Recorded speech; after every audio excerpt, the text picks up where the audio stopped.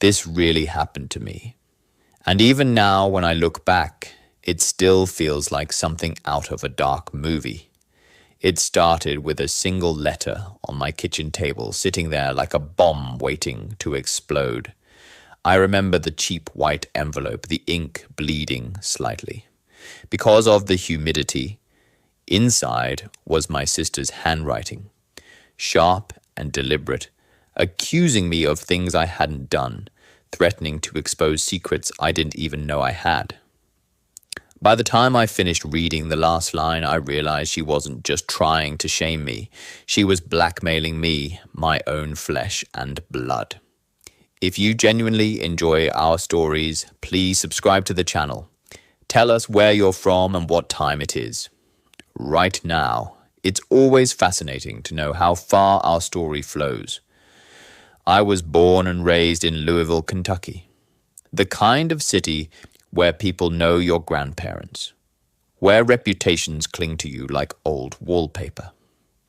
My sister Denise had always been different from me. She carried herself with an edge, as though the world owed her more than it ever gave. Growing up, she was the clever one, the one who figured out how to get free meals at diners by pretending it was her birthday, or how to sneak into the Kentucky Derby's infield without paying. I thought it was mischief. I thought it was harmless, but I should have seen it for what it really was, the beginning of her empire of manipulation. Our mother passed away when I was 49 and Denise was 52. That was when the cracks widened.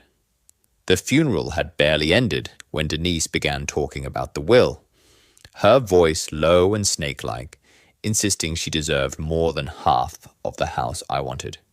Peace, so I let her take it. I figured we were sisters.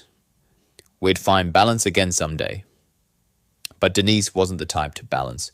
She was the type to dominate. Years slipped by, and though I tried to build my own quiet life, working at a downtown hotel, keeping a close circle of friends, and enjoying Sunday afternoons at Cherokee Park, Denise kept slithering back in. Her life had become a patchwork of schemes. She claimed she was running a consulting business, but in reality, she was building a network of fear.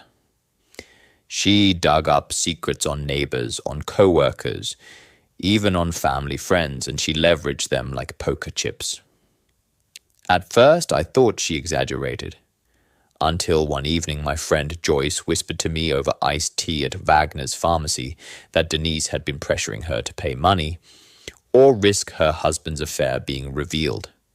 It sounded insane, but Joyce's shaking hands and pale face told me it was true. The letter on my kitchen table confirmed it. Denise was just blackmailing neighbors and friends. She had turned her gaze on me. She wrote that she knew things about me, things from when I was younger. Mistakes I'd buried under years of hard work and church attendance. Some were half-truths, twisted memories she had warped into threats. Others were outright fabrications. But she wrote them with such confidence, with such venom, that I felt a cold dread. If she spread these lies, even as rumors, my name in Louisville would never recover. The thing about living in a mid-sized city is that reputations matter. People talk. A whisper in the morning becomes gospel by nightfall. I knew Denise understood this better than anyone. That was her weapon. For weeks I tried to ignore it. I burned the letter, thinking maybe fire could kill the poison. But Denise didn't stop. She sent more letters, each more vicious than the last. Then came the phone calls, her voice calm and calculated, telling me I could make it all disappear for a price. She wanted money. Thousands more than I had. I was humiliated. Imagine being 68 years old and realizing your sister, the one you shared, bunk beds with the one who braided your hair before school dances, was extorting you. I couldn't eat, I couldn't sleep. Every time the phone rang, my stomach knotted. But humiliation has a strange way of turning into fuel. The more I thought about it, the clearer it became. Denise had ruled by fear for decades. She had ruined friendships, strained marriages, and squeezed money out of good people who didn't know how to fight back.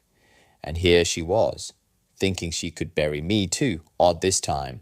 The turning point came one evening when I found her sitting at the bar in the Brown Hotel, her usual haunt. I had walked in to meet a client from the hotel where I worked, and there she was, draped in a red shawl, sipping bourbon, laughing too loudly, with a banker I vaguely recognized. Our eyes met across the room, and she smirked like she already owned me. That smirk lit a fire inside me. I decided then that I wasn't going to be her victim anymore. I started small. I began reaching out to people quietly, carefully asking if Denise had ever pressured them. Most were hesitant, afraid. But when I promised I wouldn't reveal their names, the stories spilled out like dirty laundry. She had threatened a man from Crescent Hill with exposing his gambling debts. She had cornered a woman from St. Matthew's about a teenage mistake that was decades old.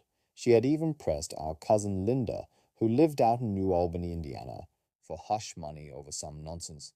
Piece by piece, a picture formed. Dennis's sockled business wasn't consulting. It was blackmail. A full-blown empire of intimidation. Still, I hesitated. She was my sister. What would people say if I exposed her? Could I really be the one to tear her down? The answer came to me late one night as I sat at my kitchen table staring at the faint burn mark where her first letter had once rested.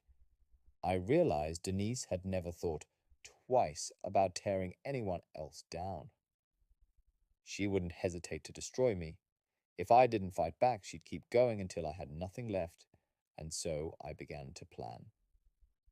The first step was evidence without proof. It'd be just another trembling voice drowned out by Denise's confidence. So I started recording our phone calls. I kept a small notepad in my purse, jotting down every detail of her threats, every date, every amount of money she demanded. I even managed to convince Joyce to share the handwritten notes Denise had slipped into her mailbox. The more I gathered, the more the weight shifted. Denise didn't know it yet, but her empire was beginning to crack. One night as I lay in bed, I thought about our childhood, about how Denise used to whisper ghost stories under the covers to scare me, then laugh when I cried. She had always loved power, and here I was, 6 decades later, still letting her control me through fear. The thought made me clench my fists. Enough was enough. I was going to shatter her empire, even if it meant tearing apart the last threads of family we had left. But Denise didn't get to 68 without being careful. She had friends in high places, judges, lawyers, business owners, people she had dirt on. If I misstepped, she'd unleash everything on me, so I had to be smarter than her, more patient than her. And when the opportunity finally came, it was bigger than I could have imagined, because Denise wasn't just blackmailing individuals anymore. She had started targeting entire businesses. And that was a mistake that was about to bring her world crashing down Denise's. Downfall began fittingly in a steakhouse. There's a place on 4th Street in downtown Louisville called Jeff Ruby's, known for its bone-in ribeye and dim-lit leather booths. It was the kind of place where lawyers toasted deals and bankers whispered over plates of lobster. Denise loved it there. She craved the feeling of rubbing elbows with the powerful, even if she was only renting their attention for a night. One evening, while nursing a drink at the bar, she overheard 2 men from a mid-sized construction company talking about an upcoming bid.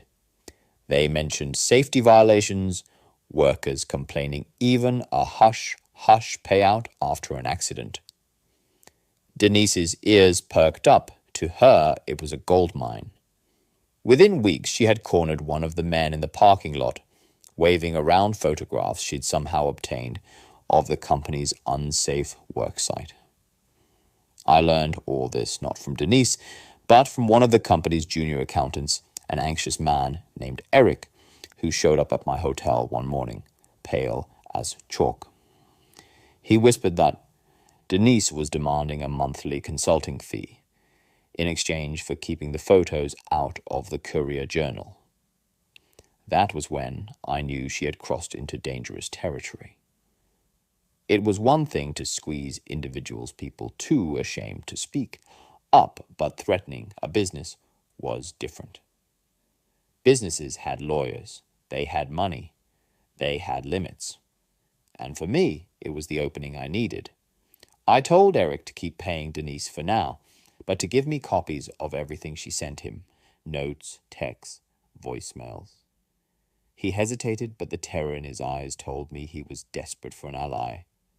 That's when I realized all of Denise's victims were desperate for someone to lead them out of her grip.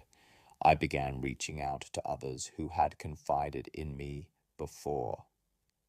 Quietly, carefully, I hosted coffee meetups at Heiner Brothers Cafe, always at different locations across the city, to avoid suspicion. At first, only 1 or 2 people would show up, but as word spread that someone was gathering, evidence more came. Soon, I had a small circle, 8, then 12, then nearly 20 people, all with stories of Denise's blackmail. Some were heartbreaking. A retired teacher who had paid Denise nearly her entire savings because Denise threatened to expose her adult son's arrest record. A young woman who'd been forced to fork over her tip money each week because Denise had compromising photos from a college party. Even a pastor confessed to me, his voice breaking, that Denise had forced him to hand over church funds to keep rumors quiet. Each story was another nail in her coffin. I stored everything in a locked box under my bed. Pages of notes, photocopies of letters, USB drives with audio files of Denise demanding money, in that silky, cruel voice of hers. Every time I opened the box, I felt stronger, like I was slowly reclaiming the power she had stolen. But Denise was clever, and she could sense when people were slipping from her grasp. She started showing up unannounced at my door at the hotel, even once outside my church. Always with that smirk, "You think you're safe," she whispered to me one afternoon, in the church parking lot, her perfume sickly sweet, as she leaned in close. "Don't forget, little sister, I know things that would make them spit on you in the street." For a moment, the old fear gripped me again. She had always been able to find the soft spots in people, and I was no exception. But as she walked away, heels clicking against the asphalt, I realized something. She was nervous. She was overplaying her hand. That meant she could feel the walls closing in. I decided it was time to strike harder. I reached out to a friend of mine, Mark, who worked as a paralegal at the Jefferson County Courthouse. Over coffee at Please Thank You Cafe, I slid a folder across the table filled with copies of what it gathered. His eyes widened as he flipped through the pages. "This is substantial," he murmured. "But if you want to take her down, you'll need law enforcement, and they won't move unless it is airtight." That's when he gave me the idea that changed everything. Instead of simply handing over evidence, I needed to catch Denise in the act and tape in person, beyond denial. Something no lawyer could twist, no judge could ignore. The thought chilled me. To do that, I would have to let her come after me again. I would have to play the victim one last time. And so, I set the stage. I called Denise one evening, my voice trembling just enough to sound believable. "You win," I told her. "I can't take the pressure anymore. I'll pay." There was a pause, then a soft laugh. "I knew you'd come around, sister." We arranged to meet at a diner off Bardstown Road, neutral territory. I wore a wire that Mark had managed to get through a sympathetic contact, and I rehearsed every word I would say. My hands shook as I slid into the booth that night, the smell of greasy burgers filling the air. Denise arrived 10 minutes late, her hair perfectly coiffed, a leather bag swinging at her side. She sat across from me, her eyes gleaming. "Well," she said, "do you have the money?" Swallowed hard and shook my head. "Not all of it. But I can get more if you give me time." She leaned in, voice low, but venomous. "Time isn't free. You'll pay me something now, or I'll make sure every one of those church ladies knows what you really did in your 20s. The recorder caught every syllable. I wanted to scream, to lunge across the table and tell her I had her trapped, but I forced myself to stay calm, to let her dig her own grave deeper. By the time I left the diner, my pulse was racing, but I knew I had her. Mark helped me package the recording along with the mountain of other evidence into a formal report. We presented it to a detective at the Louisville Metro Police Department, a grizzled man named Sanders, who'd seen more scams than he cared to count. He raised his eyebrows as he listened to the tape, then leaned back in his chair. "This is one hell of a case," he said. "If half of this checks out, your sister's going down hard." Still, he warned me it wouldn't be quick. Denise had allies, she had money tucked away, and people in power don't like to admit they've been blackmailed. It could take months, maybe longer. But that was fine. For the first time in years, I wasn't afraid anymore. What I didn't realize was that Denise was already preparing her counterattack. Because while I was building a case against her, she had started sniffing around, sensing betrayal. And when Denise felt threatened, she didn't just fight back. She went for the jugular. I found that out the hard way. One morning when I walked outside to find my car, windshield smashed a note tucked under the wiper blade. In her unmistakable handwriting it read, "Little sisters who don't stay quiet end up buried." I stood frozen in the driveway, the morning sun glinting off the shattered glass. The note felt like it was burning in my hand, each letter carved into my nerves. Denise wasn't just bluffing anymore. She was escalating, and the way she phrased it, so casual yet venomous, told me she wanted me terrified. For a moment, I almost broke. I wanted to retreat, to burn all the evidence, and beg her to leave me alone. But then I thought of Joyce, of Eric, of the pastor, who'd been forced to steal from his own congregation. I thought of all the people who had bent under Denise's cruelty. If I backed down, she'd keep devouring lives. Until the day she died, I drove to the police station that morning, the broken glass still clinging to my car like scars. Detective Sanders studied the note, his jaw tightening. "This crosses into a direct threat," he said. "We can use this." Still, he warned me again. "She's dangerous, she's smart. And she's been doing this a long time. Don't underestimate her." I didn't. If anything, I overestimated her. I imagined her with eyes everywhere, knowing my every move. That paranoia both exhausted me and sharpened me. I double-checked locks, varied my routines, and made sure not to walk alone after dark. But Denise wasn't content with broken glass. A week later, Joyce called me in tears. Someone had slipped an envelope under her door containing photos of her husband with another woman, photos Denise had threatened to release years ago. Joyce begged me, "Please stop whatever you're doing. She knows something's happening. She's lashing out." That was Denise's tactic: divide and conquer.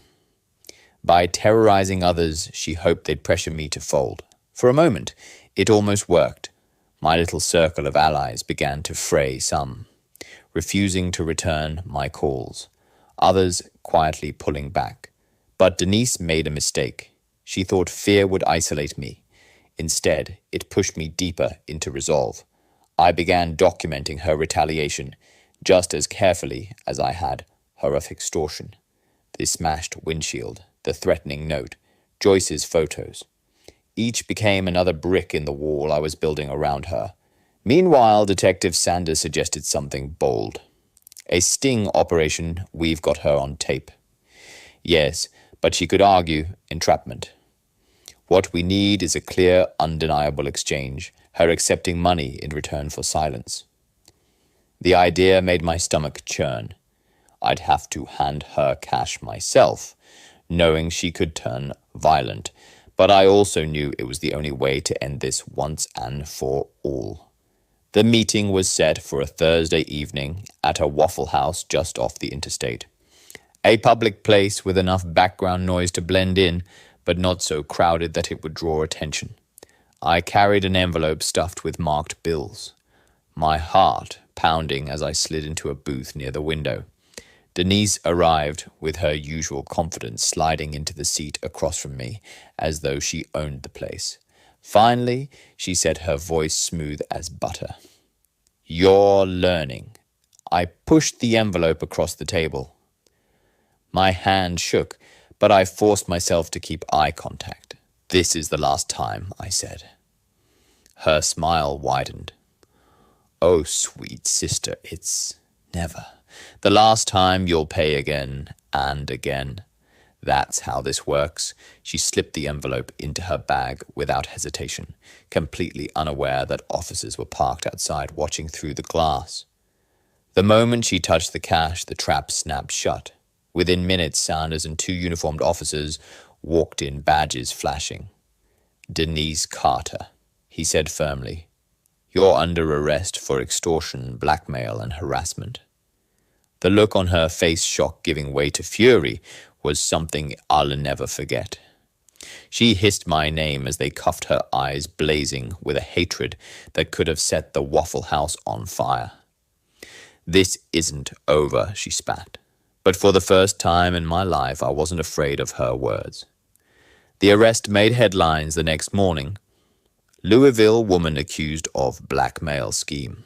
Arrested in Sting, the Courier-Journal, splashed her mugshot across the local section. Her once perfect hair, a disheveled mess. News anchors on WLKY and WDRB reported on the story, with that practice mix of shock and intrigue hinting at the wider web of victims.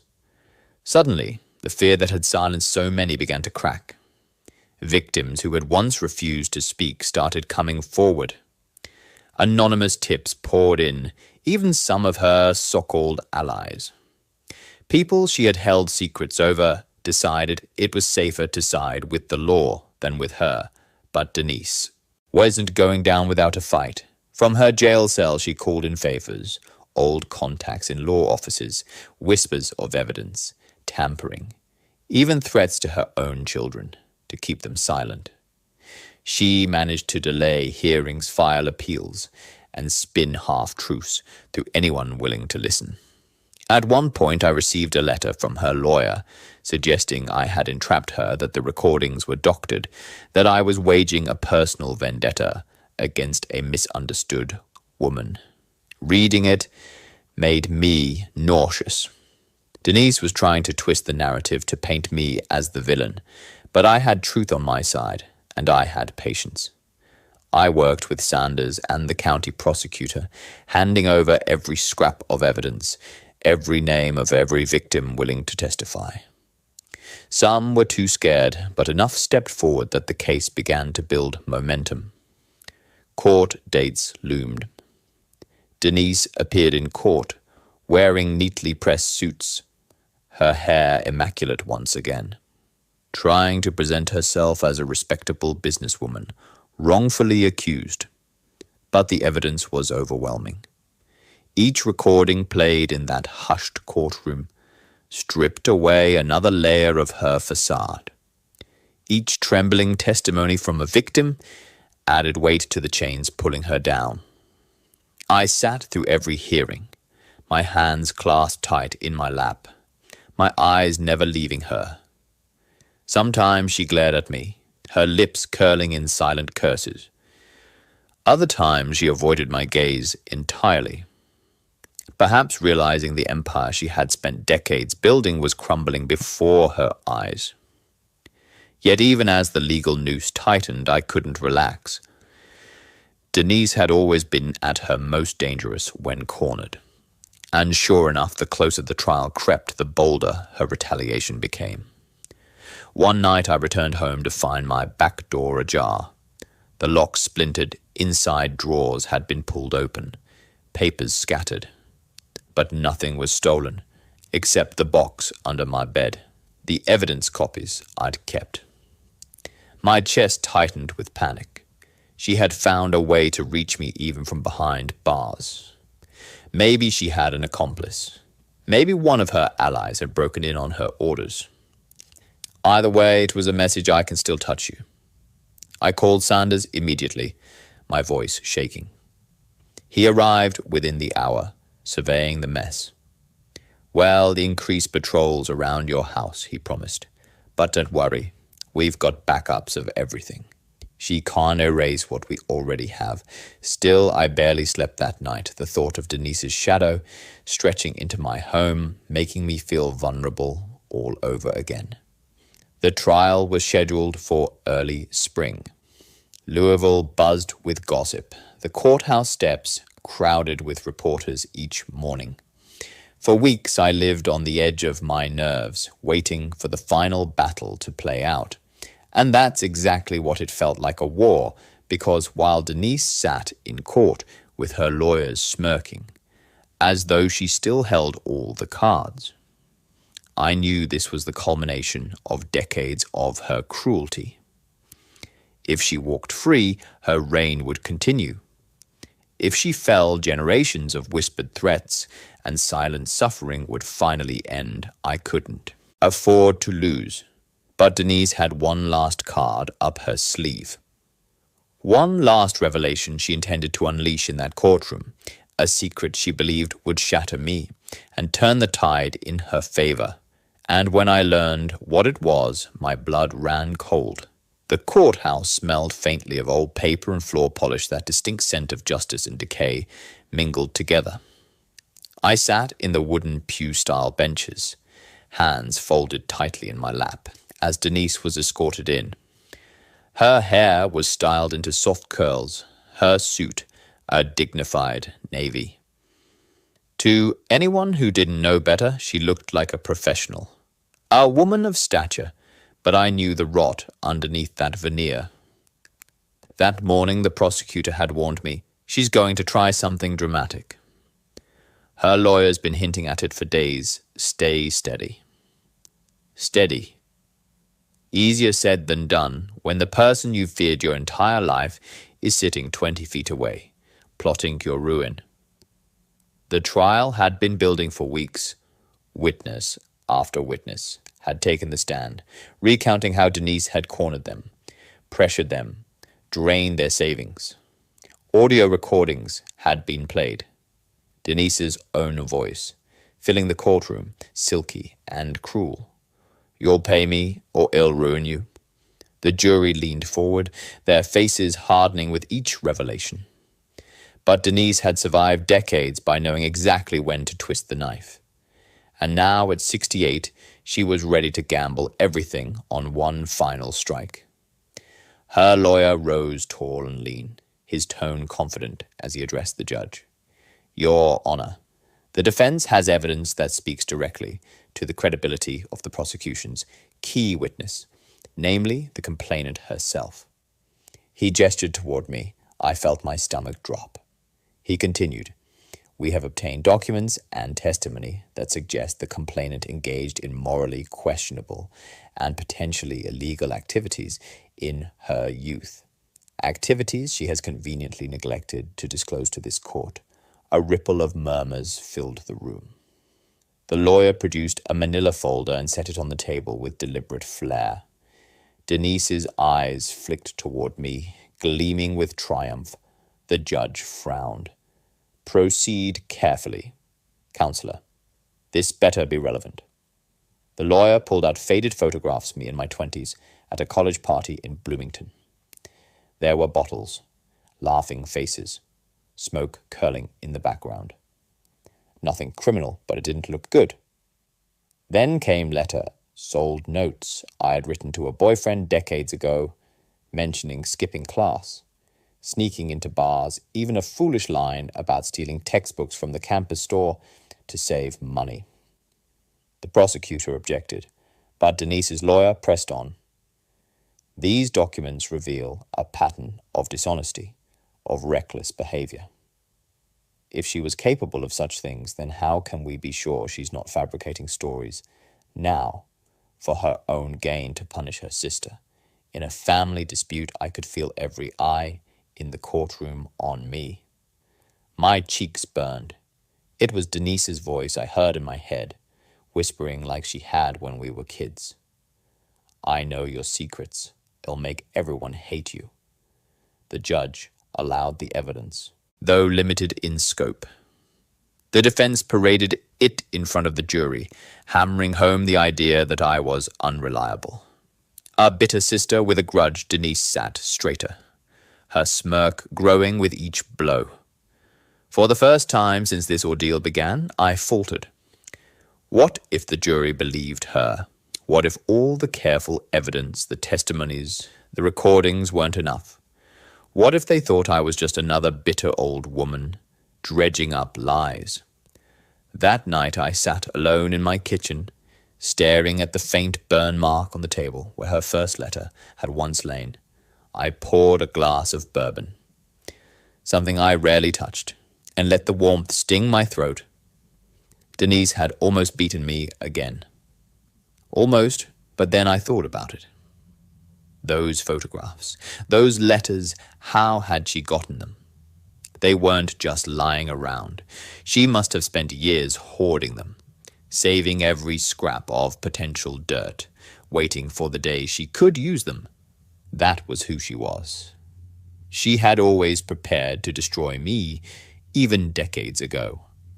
And if the jury couldn't see the difference between youthful mistakes and a lifetime of predation, then I needed to make them see it. The next morning when I took the stand again, my legs shook, but my voice didn't. I looked at the jurors, ordinary men and women who had been dragged into my nightmare, and I told them the truth. Yes, I admitted those photos are real. I was young. I was reckless. I made mistakes. I drank too much. I cut corners. I lied to my parents about where I was. I even stole a book once because I was broke and ashamed to ask for help. I'm not proud of it, but it's the truth. I paused, letting the silence stretch. Denise glared at me, expecting me to crumble. Instead, I continued. But I grew, I learned, I built a life. I worked every day at the Seelbach Hotel for 30 years. Greeting guests, carrying bags, doing honest work. I raised nieces and nephews when my sister was too busy scheming. I buried my mother with dignity, while she fought over the will. And all the while she kept collecting secrets, waiting to use them like weapons. I leaned forward, my eyes locking with the jury. This case isn't about who I was 40 years ago. It's about who she is right now. A woman who has made a living out of hurting people, extorting them, blackmailing them, terrorizing them. Don't let her distract you with my past. Look at her present. The courtroom was silent when I finished. I could see something shift in the jurors' faces, not sympathy, exactly, but recognition. They understood the difference between a foolish youth and a calculated predator. The prosecutor reinforced it during closing arguments, hammering home the mountain of evidence against Denise.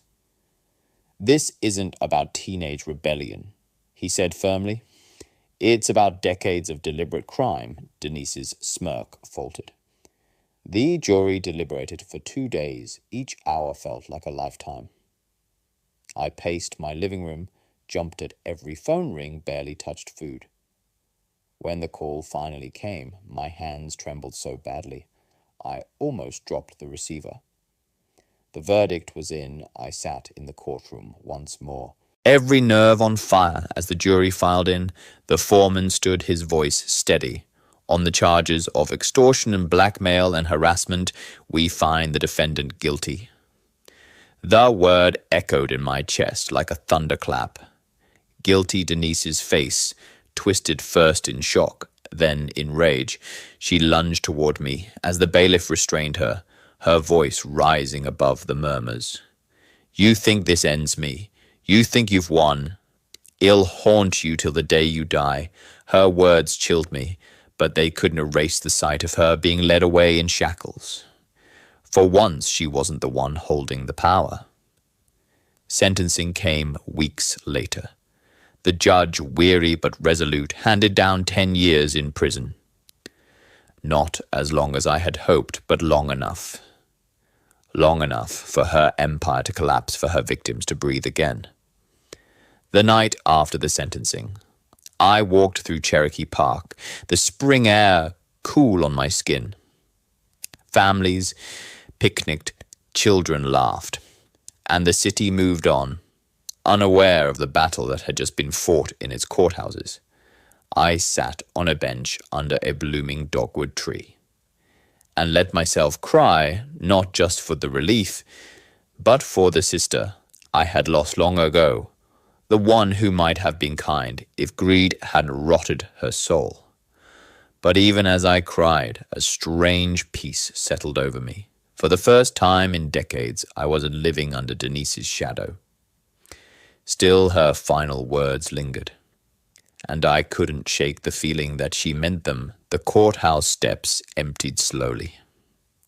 That day, reporters packing up cameras, while the crowd drifted back to their lives.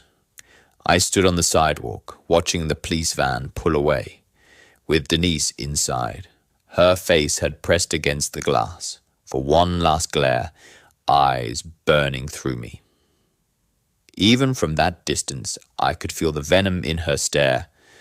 But Louisville carried on. Trolleys rolled down Main Street. Cars honked in the afternoon traffic, and a man selling pretzels outside the Yum Center called out for customers. The city didn't know, didn't care that an empire of blackmail had just been toppled. The next few weeks felt like stepping out of a storm shelter after a tornado. Quiet, but eerie. I didn't hear Denise's voice on the phone. No more envelopes arrived under my door. No more shattered glass or threatening notes. For the first time in decades, I could breathe. And yet, I couldn't. Her words haunted me. You think this ends me. It'll haunt you till the day you die. At night, I'd jolt awake, convinced I heard her footsteps in the hall. Every creak in my old Louisville house sounded like her laugh. I kept the lights on more often than not, too afraid to sit in the dark. But the world outside was shifting in ways I hadn't expected. Her victims began finding their voices. Joyce invited me over one afternoon, her kitchen table spread with cookies she had baked for the first time in years. She smiled timidly. I don't feel like she's watching me anymore, she said. I can finally live again. Eric, the accountant from the construction firm, called me to say he'd taken a promotion he had turned down before, too scared to step into the spotlight, while Denise was hovering over him. She doesn't own me anymore, he told me, voice steady. Even the pastor who had confessed to siphoning church funds stood before his congregation one Sunday, laid out the entire story, and asked for forgiveness. His parishioners, moved by his honesty, kept him in his pulpit.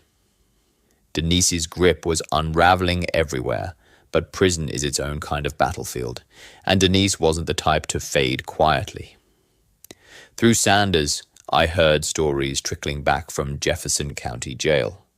At first, she tried to intimidate the other inmates, bragging about her business, making promises she couldn't keep. But unlike her suburban victims, the women inside weren't impressed. Many had faced worse monsters than her. Some laughed in her face. Others ignored her. Slowly, Denise's swagger cracked. A guard who recognized me from church pulled me aside one Sunday after service. She's not doing well in there, he whispered. No power, no leverage. It's eating her alive. I should have felt satisfied.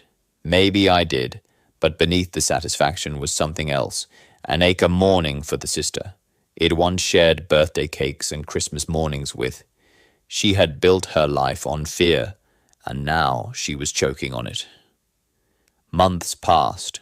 Louisville's gossip machine spun down. People stopped asking about the Carter sisters at the diner at the grocery store. My name cleared slowly, but surely I found myself enjoying quiet afternoons, again reading on the porch. Walking through Cherokee Park, even traveling a little, something I hadn't dared to do while Denise hovered like a storm cloud. But then the letters started. They came from prison, each one written in Denise's tight, deliberate handwriting. At first they were venomous. You think you've won, but you're nothing without me. Everyone will see you for what you are. I burned them in my fireplace, watching the flames curl her words into ash. But the letters didn't stop. They grew stranger, darker. She began recounting childhood memories in disturbing detail, things only she would remember, twisting them into accusations. Remember when you broke Mom's vase? I told her it was me, but it was really you. I covered for you. You owe me. Another letter ended with, you may have bars around me, but I still live in your head. That's where ill win. And she wasn't wrong. Even with her empire shattered, she found a way to haunt me. Each letter felt like her voice creeping back into my house, her shadow stretching under my door. I started checking the mailbox with dread, sometimes leaving it unopened for days. Sanders told me I could request the prison to block her letters. You don't have to read them, he said. She wants to keep control, that's all. But part of me couldn't let it go. If I blocked her, I'd always wonder what she was saying, what poison she was pouring onto the page, so I kept receiving them even as they ate at me. Meanwhile, life moved on around me. Joyce remarried her husband after they rebuilt trust. Eric bought a new house in Crescent Hill. The pastor's church grew stronger than before, filled with people who admired his honesty. Denise's victims were healing one by one. And me, I was left with the hollow space she had occupied for so long. One evening I stood outside the Seelbach Hotel, where Id worked most of my adult life. The lobby glowed golden inside, filled with guests, clinking glasses, and bellboys carrying suitcases. For years, I'd walked through those revolving doors with a smile. Even while Denise's threats weighed on me, I realized then how much of my life she had stolen. Not just money or reputation, but peace. Joy time, decades of time. I went home, sat at my kitchen table, and pulled out the last letter she had sent. I read it slowly, her words slashing at me, one line at a time. You'll never be free of me, even if I die in here. I'll still be the one thing you think about every night before you sleep. I folded the letter, set it on the burn mark where her first threat had once lain, and lit a match. The flames licked it away, leaving only blackened curls of ash. As the smoke drifted upward, I whispered to the empty kitchen. No, Denise, you're wrong. This ends with me. But deep inside, I knew it wasn't over. Because Denise wasn't just a woman. She was a shadow, and shadows don't disappear easily. By the fall of that year, the leaves in Cherokee Park had turned golden, scattering across the walking paths like pieces of fire. The world was moving forward, brisk and alive, but I still felt tethered to Denise like a ghost hand clamped around my wrist. The letters kept coming, always in the same tight, precise handwriting, always carrying the same mix of threats and twisted nostalgia. Some nights I'd pour tea, sit at my kitchen table, and force myself to read them as though I were examining evidence. But the truth was simpler. Denise wanted me afraid, and she was succeeding.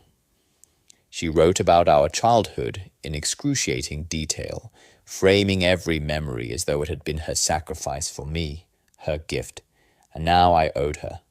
I took the blame for the stolen lipstick. Remember, I let Dad think I was the one who skipped school. I've always carried your sins. And now, little sister, you repay me by caging me like an animal. Every sentence was designed to dig under my skin. But she underestimated one thing. I wasn't alone anymore. One Sunday after church, I joined Joyce, Eric, and the pastor for brunch at Wagner's pharmacy. It felt almost ordinary. Us gathered around eggs and coffee, but as I listened to their laughter, I realized we were bound together, not by tragedy anymore, but survival. She doesn't own us now, Eric said, stabbing his fork into his hash browns. She can write all she wants, but she's behind bars. That's all that matters. I wanted to believe him. I nodded and smiled, but when I went home that night, another letter was waiting in my mailbox. This one was different. I know you think you've beaten me, but you haven't, because you'll never let me go. Every morning you'll wake up wondering what I've written next, and every night you'll fall asleep with my voice in your head.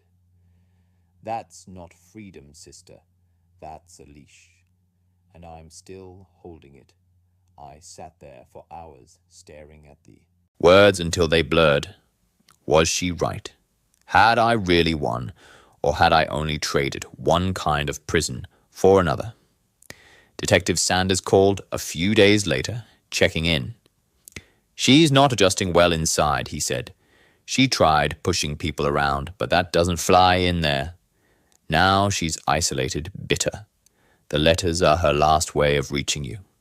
I told him I wanted them stopped. He hesitated, then said he'd file the request. It would take weeks, maybe longer, but eventually the flow would dry up. Still, Denise was clever. Even as the prison tightened restrictions, she found ways. Letters arrived through other inmates, slipped through legal loopholes, even sent in bulk from third-party mailing services. She was relentless. And then one day in late November, the letters stopped. At first, I didn't trust it. I checked the mailbox obsessively, expecting her voice to appear again in my hands, but the days stretched into weeks and silence lingered. Then in December, I received a call from the prison chaplain. His voice was gentle, steady. I thought you want to know your sister passed away last night. Stroke. It was quick. I didn't speak. I couldn't, the chaplain continued. She left no request, no instructions, but she did have a box of personal belongings. Would you like them? My throat tightened. No, I said, almost too quickly. Then softer. Burn them. I hung up, sat at my kitchen table, and stared at the faint burn mark that had witnessed everything. Denise was gone. Truly gone. And yet the silence that followed was not relief. It was something heavier. I walked through Cherokee Park the next morning, frost crunching under my shoes. For decades, Denise had been the shadow looming over my life. Now, with her gone, I felt both lighter and strangely hollow, like a part of me had been defined by her cruelty. Who was I without that weight? The world didn't pause for my reckoning. Christmas lights went up along Bardstown Road. Families crowded into restaurants, and the city glowed with holiday cheer. I went through the motion, church services, dinners with friends. But inside, I was unraveling. One night, I dreamed of her. We were children again, sitting under the covers with a flashlight. Her voice low as she spun ghost stories to make me shiver. Except this time, when she finished, she looked at me with those adult eyes full of venom and whispered, I told you I'd haunt you. I woke up drenched in sweat, gasping. The house was silent, but her presence clung to the walls. For days, I carried that dream like a bruise. Then, on New Year's Eve, I did something I hadn't done in years. I invited Joyce and Eric over. We cooked. We drank a little champagne, and as midnight struck fireworks bursting over the Ohio River in the distance, I felt something shift. I realized Denise had been right about one thing. She lived in my head, but she only stayed there if I let her. So when the clock struck 12, I raised my glass and said aloud to freedom, to letting go. It wasn't magic. Denise didn't vanish from my thoughts overnight, but it was the first step in the months that followed. I built new routines. I joined a book club at Carmichael's bookstore, traveled to Nashville for a weekend. With friends, even started volunteering at a shelter. Every step forward felt like a reclaiming of time Denise had stolen. Still, sometimes late at night, I'd sit at my kitchen table staring at that burn mark, and I'd hear her voice whispering in my head. Not threats anymore, not even curses, just that smirk turned into words. I'll haunt you till the day you die, and maybe she will. But here's the truth I've learned: some ghosts aren't meant to be banished. Some live inside us, reminding us of the battles we fought, the victories we earned, and the scars we carry. Denise was my tormentor, my nightmare, my sister. And though her empire is ashes now, though she died in a cell, with nothing left to her name, she will always be with me, not as my captor anymore, but as my reminder that evil can rise in the closest of places, and that even the longest shadow can be shattered. I blew out the candle on my table that night, the flame hissing as it vanished into smoke, and whispered into the dark, "It's over, the end